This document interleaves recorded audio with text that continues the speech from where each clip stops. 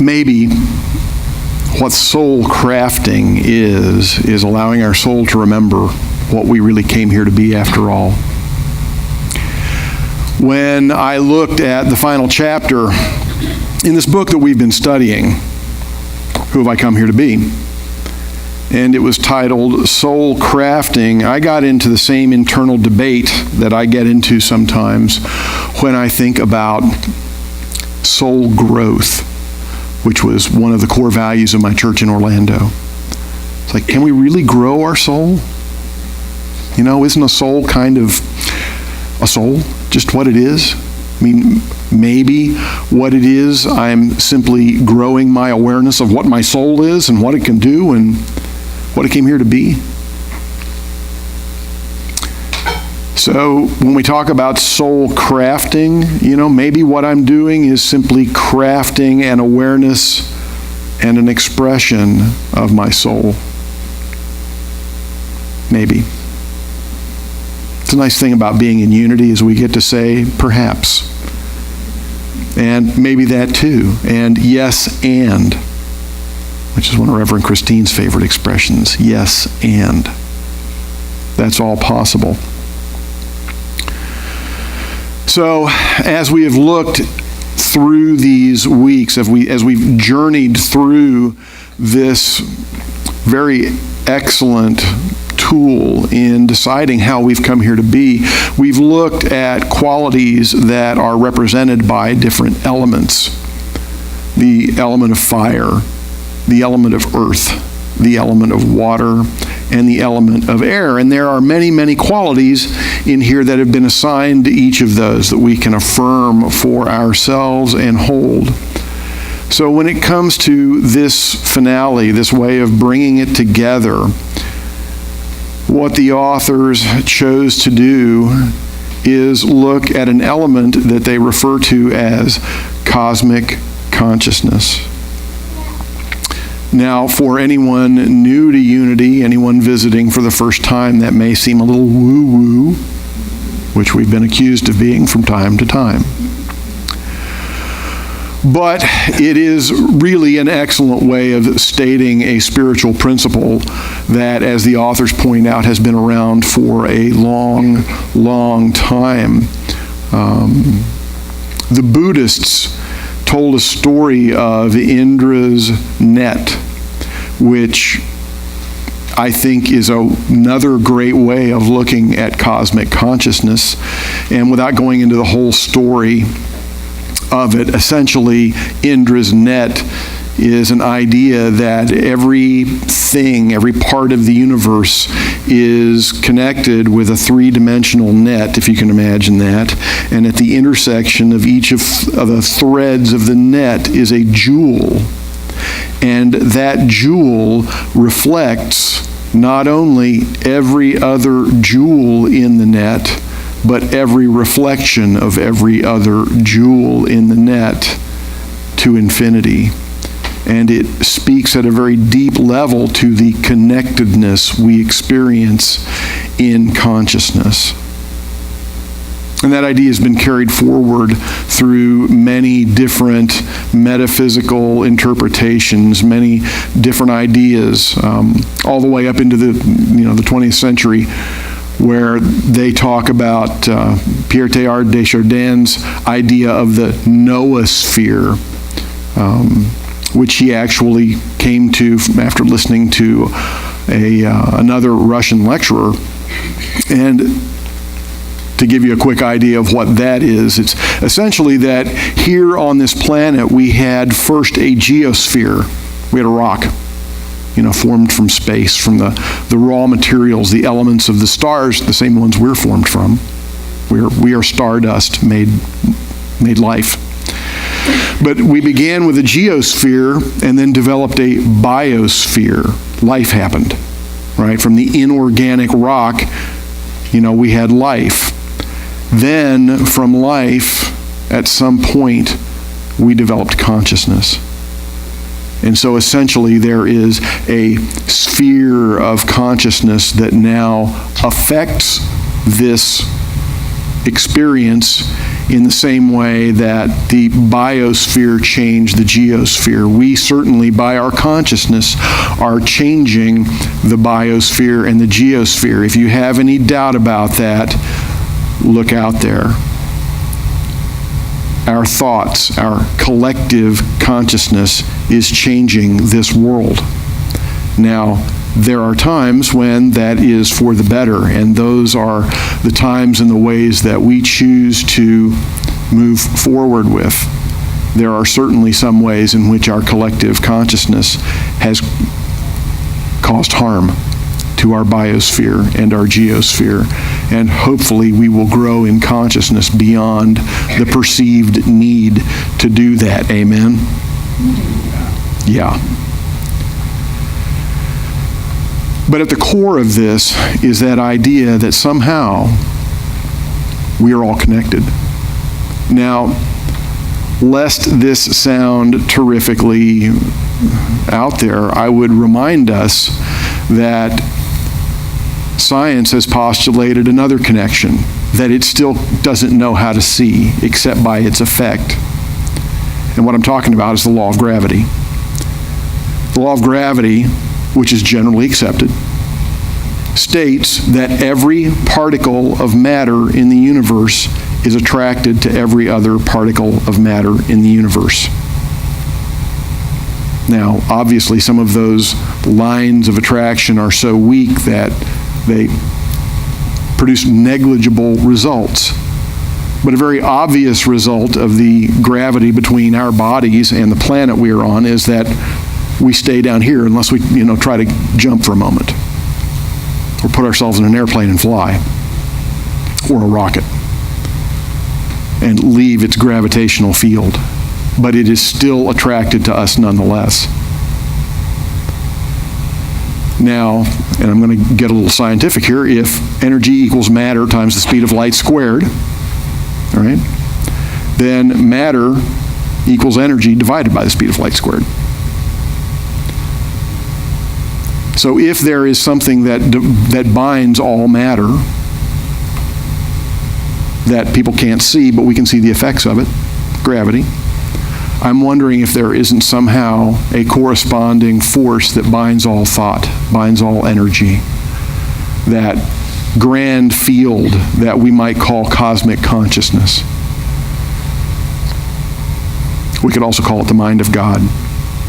For so long we have anthropomorphized the idea, and that means to make it like a human. We have anthropomorphized the idea of the mind of God to be like some kind of judge or some kind of king sitting on a throne somewhere, passing judgment in the way that we as humans do. And what I sometimes wonder is, what if it's more like gravity? It simply is. And it expresses itself in this myriad of ways. Just as gravity does amazing things in the cosmos. Causes our moon to revolve around our Earth, causes our Earth to revolve around our sun, causes galaxies to rotate around one another. Do we in consciousness somehow express God in ways that are interrelated, that we can't even begin to describe because of the complexity? Carl Jung talked about the collective unconscious, that part of us that is deeply connected to one another, from which we get many of the archetypes, those characters that seem to come from where we do not know. Where do dragons come from in so many different cultures when they never existed on this planet? Our collective unconscious feeds us in ways that we do not know. It affects us in ways that we only begin to grasp at. Now, because he was a psychotherapist, he was primarily concerned with the ways that the collective unconscious darkened our experience. But there is also a piece of our collective unconscious, that cosmic consciousness, that is the highest vibration we can begin to grasp. In Unity, we have a term for it. It is Christ consciousness. And it is available through that cosmic consciousness. It is available to each and every one of us. We can all plug into it when we make the choice and when we do the work. And through many of the qualities that are in the final chapter of this book, Soul Crafting, when we affirm them, when we bring them into our lives, they are qualities that can affect us and can allow us to come into greater contact with that cosmic consciousness and the Christ of who we are. These qualities, visionary, authentic, harmonious, committed, myself, eager, grateful, honorable, integrated, intelligent, service, leaderful, eloquent, studious, pure, curious, trustworthy, simple, quantum, tender, musical, amazing, and heart-centered.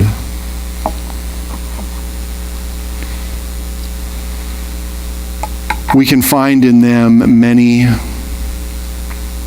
new ways of being who we are truly here to be, of tapping into that consciousness that our souls have been yearning for as we have searched for truth.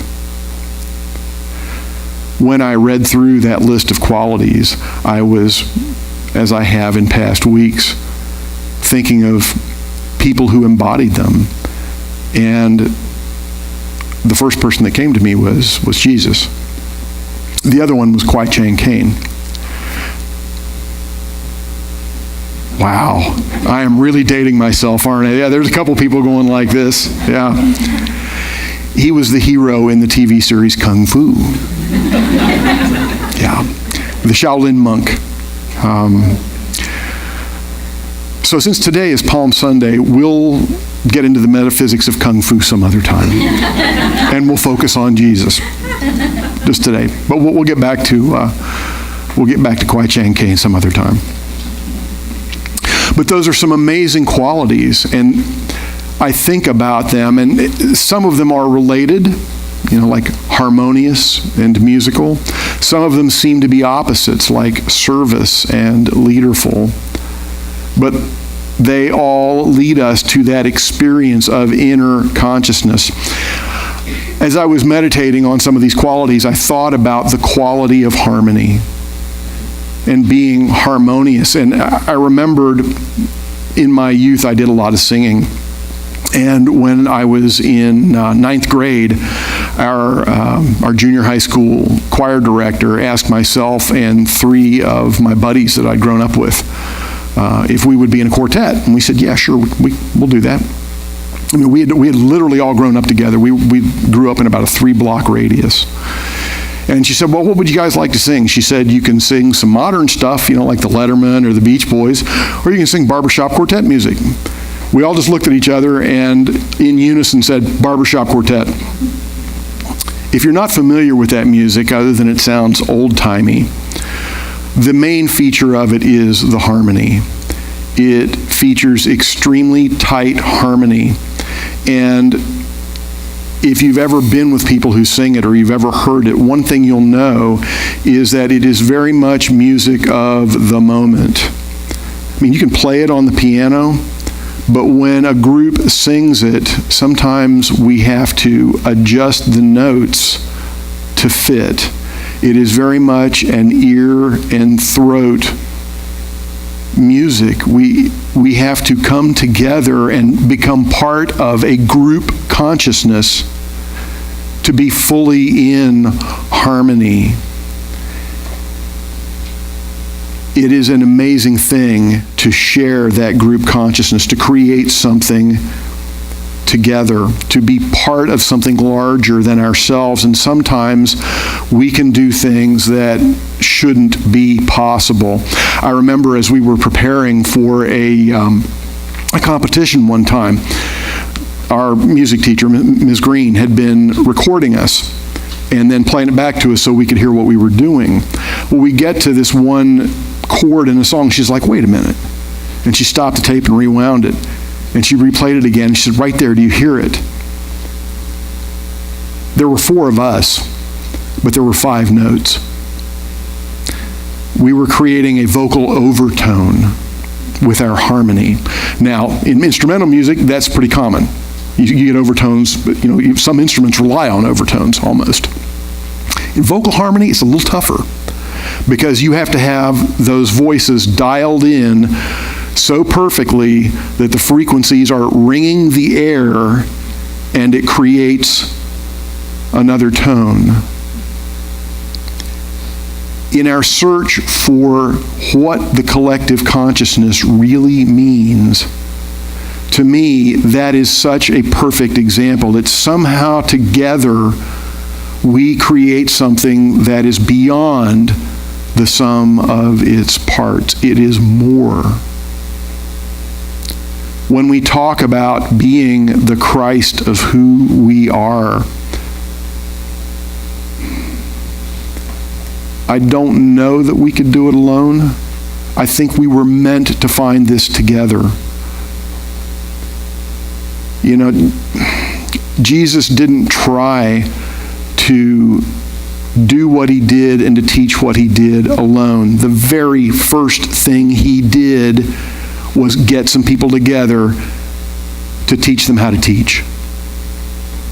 And he didn't tell them, just go out and be worshiped. He said, go out and teach more people so that we all know, so that we all understand, so that we can all live from a place of our divine son and daughtership. We can all live as creators of the universe. We can all truly understand that we stand at the far edges of God consciousness as the universe continues to expand. We are part of that when we are conscious of our place in it. When we awaken.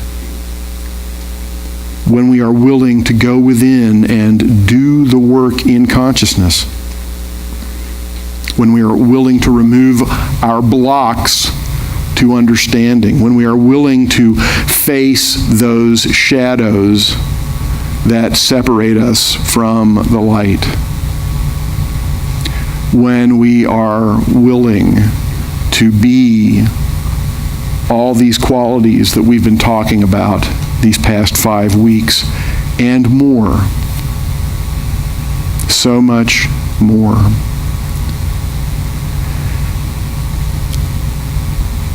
An interesting piece in understanding harmony is knowing that there are times when the song requires what for a moment may be disharmonious before it then resolves into complete harmony. I look at what Jesus did during Holy Week as exactly that. He was confronted with a world that was playing a tune to which he could not dance. The Roman Empire and the collaborators from his neck of the woods, which happened to be the wealthy landowners and the Jewish temple. They were playing a tune that did not serve the people, that did not feed their spirits, that did not allow them to be who they had truly come here to be. And so, as he waited outside Jerusalem for the army of occupation that was moving in to make sure that there were no shenanigans during Passover. As he waited for that mighty parade to go past, he chose to inject some dissonance. He rode into town on the colt of a donkey. He made a statement that it was not military might that was leading these people to where they needed to go. It was peace, love, humility, understanding, truth. He did things that week that created a great dissonance. And yet by the end of it, he found a harmony in that cosmic consciousness, in the all, in his understanding of exactly what he was there to do. And we hear the ringing notes of the song he sang today. When we turn within, when we listen in our hearts. When we are asked to be musical, when we are called to be intelligent, when we are called to be integral, when we are called to be quantum, when we are called to all of the qualities that this suggests that will help us to understand our connection with all that is, with all that thinks, with all that loves. We begin also to move towards that which is ours and ours alone to do here in the universe.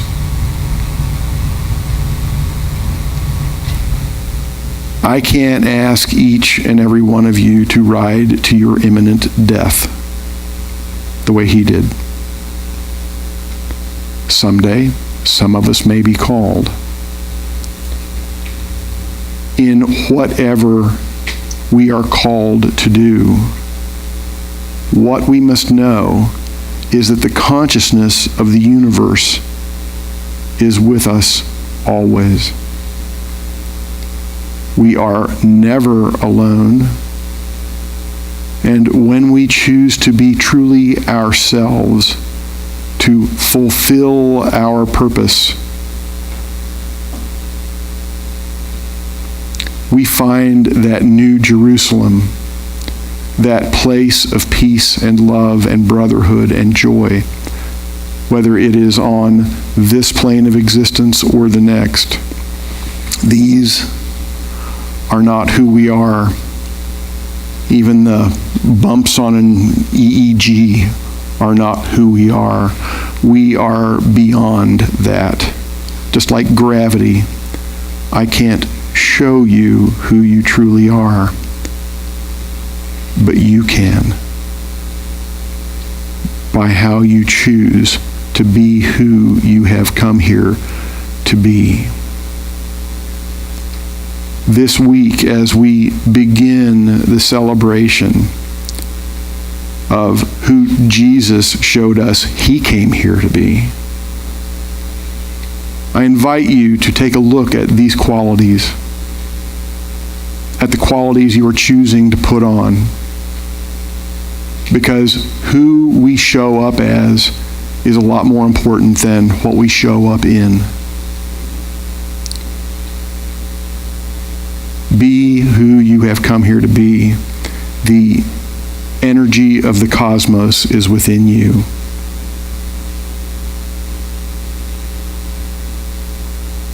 So who have you come here to be?